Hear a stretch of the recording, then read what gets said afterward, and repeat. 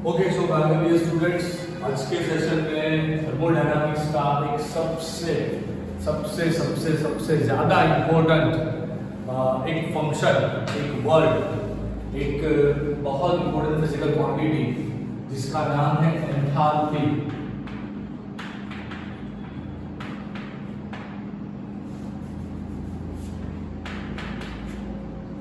इसके बारे में आज पढ़ना है। ओके, आज हम लोग बच्चों एंथैल्पी के बारे में पढ़ेंगे। अब एग्जैक्टली ये एंथैल्पी है क्या? तो सबसे पहले इसका जो सिंबल होता है वो है H। सिंबल होता है H। अगर एंथैल्पी नहीं होता, अगर इसका इन्वेंशन नहीं हुआ होता तो आज थर्मोडायनामिक्स इतना इजी नहीं होता। अभी आप जितना थर्मोडायनामिक्स आगे पढ़ोगे वो बहुत ज्यादा इजी है। तो उसे इजी किसने बनाया? उसे इजी बनाया एंथैल्पी वर्क फंक्शन ने। ओके, एंथैल्पी वाला फंक्शन ने इसे इजी बनाया। सिंबल H है।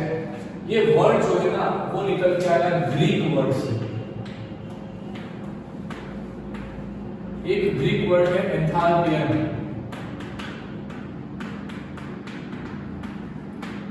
ये ग्रीक वर्ड है बच्चों, एंथैल्पियन करके एक Greek word.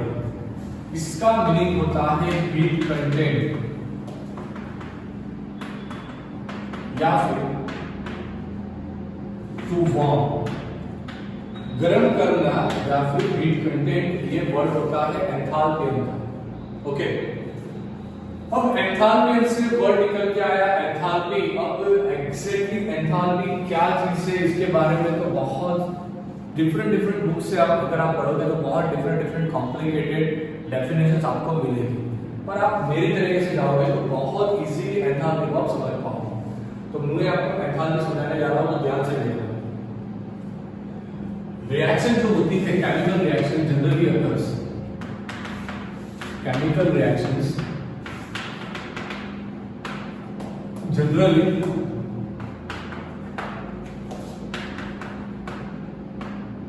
occurs by two way। दो तरीके से केमिकल रिएक्शन होती है।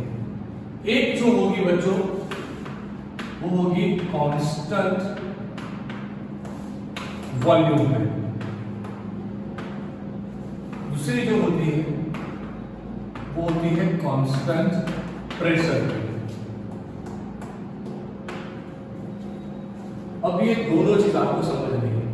मान लीजिए आपने कोई भी केमिकल रिएक्शन ली, वो केमिकल रिएक्शन कंप्लीट होते वक्त एंड कंप्लीट नहीं हुई थी, मतलब शुरू हुआ एंड एंड हुआ, वो दोनों टाइम में वॉल्यूम कांस्टेंट था। तो अगर वॉल्यूम कांस्टेंट होगा मतलब कि initial volume is equal to final volume होगा। अगर ऐसा होगा तो डेल्टा V का आंसर Vm माइनस Vi, इसका आंसर आएगा 0। अगर इसका आंसर 0 आया तो work done W equal to minus P delta V का आंसर आएगा 0। तो आप thermodynamics from first law of thermo का यूज करेंगे। अगर आपने थर्मोडायनामिक्स का पहला रूल उसका यूज किया तो डेल्टा U मतलब कि change in internal energy is equal to Q plus W होगा। ओके, पर जैसे आप जानते हो कि W का वैल्यू 0 हो गया तो Q plus 0 is equal to delta U। मतलब कि अगर आप कांस्टेंट वॉल्यूम पे हीट एब्जॉर्ब की बात करोगे एट कांस्टेंट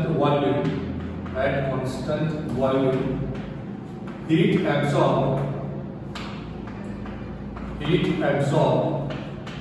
क्यों लिखा हमने हीट एब्जॉर्ब? क्योंकि Q का वैल्यू प्लस है।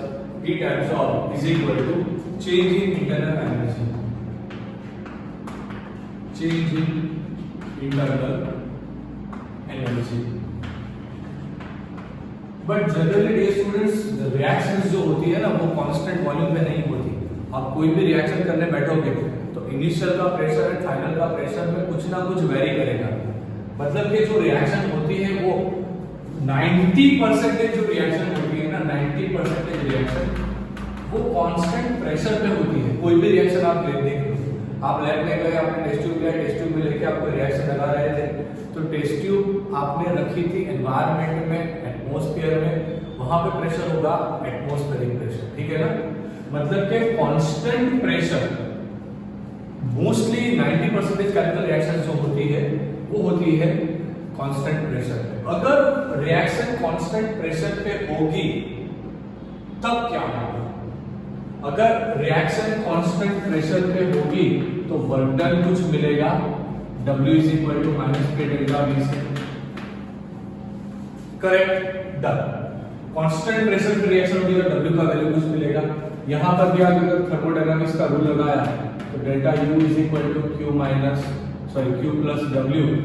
अब W का वैल्यू तो आपको दिया गया है, Q माइनस यहाँ पे आएगा P delta V is equal to delta U। Okay, ऐसा कुछ आपको वैल्यू मिलेगा।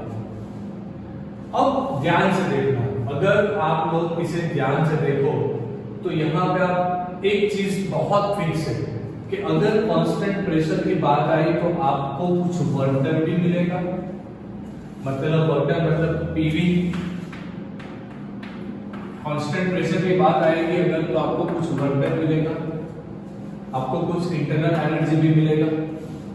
तो कुल मिला के केमिकल रिएक्शन का हीट कंटेंट कहा जाए, कुल मिला के केमिकल रिएक्शन का हीट कंटेंट एंथैल्पी को डिफाइन किया जाता है H is equal to U plus PV। कैसे डिफाइन किया जाता है? Enthalpy is equal to U plus PV। ये क्यों करना पड़ा? क्योंकि मोस्टली ज्यादातर केमिकल रिएक्शन हम करते हैं कांस्टेंट प्रेशर पे।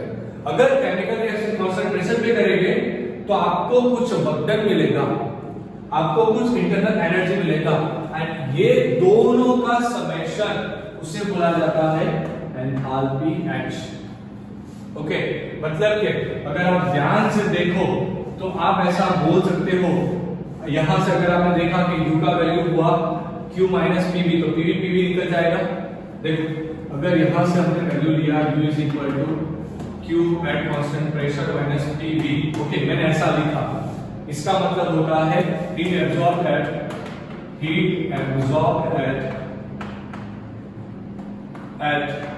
Constant pressure. So dear students, अगर हमने इस इक्वेशन को यहां पे रखा तो QP minus PV plus PV निकलेगा।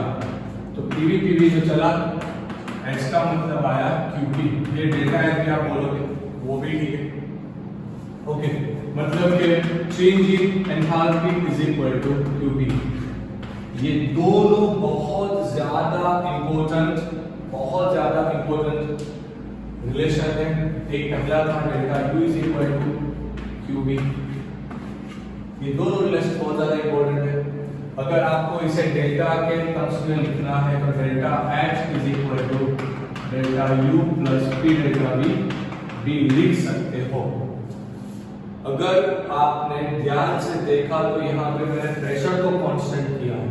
अगर मान लीजिए वॉल्यूम को कांस्टेंट किया तो वॉल्यूम V2 माइनस V1 0 हो जाएगा, उस केस में delta H equal to delta U हो जाएगा। ओके, एक चीज ध्यान रखो। तो ये सबसे छोटा वाला टॉपिक था, बहुत छोटा वाला टॉपिक है। डेल्टा H इक्वल टू होता है delta U plus P delta V। अब जैसे आप जानते हो फ्रॉम आइडियल गैस इक्वेशन,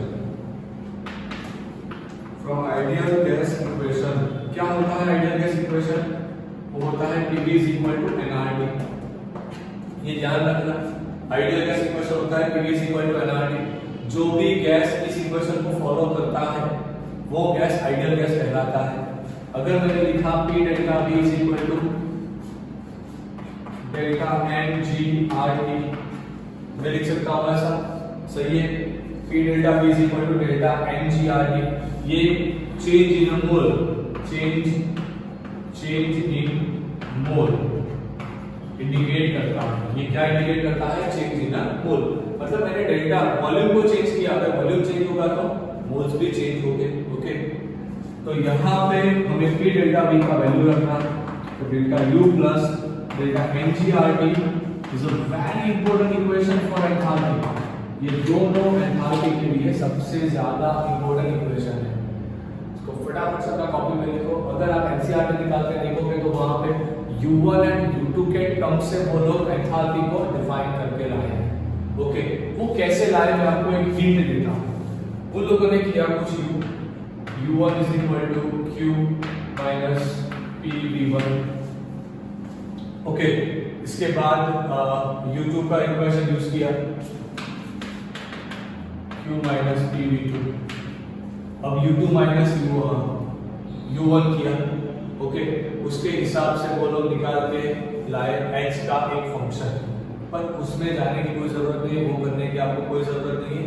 आप ये मेथड फॉलो करो, ये टेक्निक फॉलो करो, इससे एंथैल्पी इजीली डिफाइन हो जाएगी।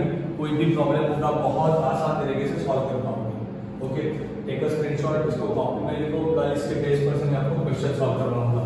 आज के लिए बस बच्चों इतना है। Okay, so thank you dear student for watching this video. Don't forget to share, like and comment. Enthalpy को याद रखना बहुत ज्यादा इंपॉर्टेंट रिएक्शन, बहुत ज्यादा इंपॉर्टेंट। दूसरी एक चीज, इसका यूनिट, ये भी बहुत ज्यादा मैटर करता है। यूनिट जनरली होता है किलोजूल पर मोल। मतलब आप अगर बुक्स निकाल के देखोगे तो वहां दिया जाता है पर मोल एनर्जी को भी एंथैल्पी बोलते हैं। ओके, तो इसे ध्यान रखना, कॉपी में लिखो, जल्दी से टेक अ स्क्रीनशॉट फास्ट।